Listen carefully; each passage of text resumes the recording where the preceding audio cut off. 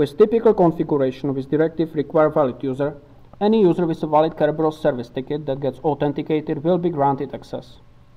With module mod auth nz PAM, we can restrict the access based on PAM service. If we configure the PAM service to use PAM SSS, on a server enrolled to identity management, it will use SSSD to grant access based on host-based access control policies in the central identity management.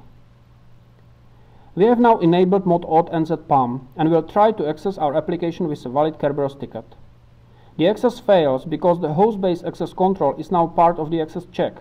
The error message permission denied from the PAM stack tells us that we might not have it set up to grant the access. Let's check in Identity Management Web UI.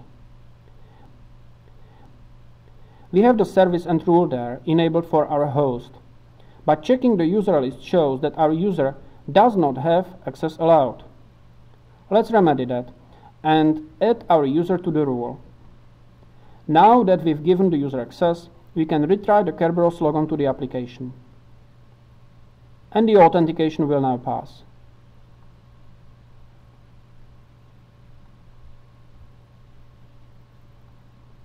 Apache module mod intercept form submit makes it possible to use PAM authentication and access control on standard form-based logons. It is useful when the ticket-based Kerberos single sign-on is not needed, but the administrator still wants to use central identity provider. Let's check that we do not have a valid Kerberos ticket, and application falls back to the logon form location.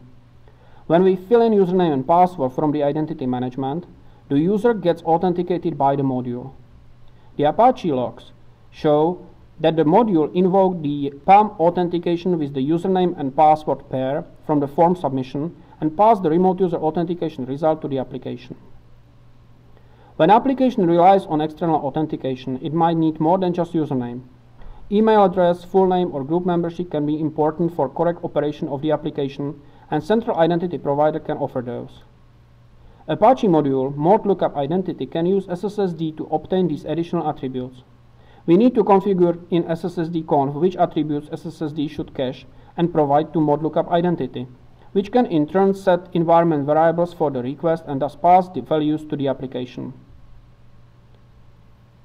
When we log in with a username of a user who was never logged into the application before, the application can create their record in their internal database with the externally sourced attributes. By doing so, it keeps its internal view consistent with the central user provider.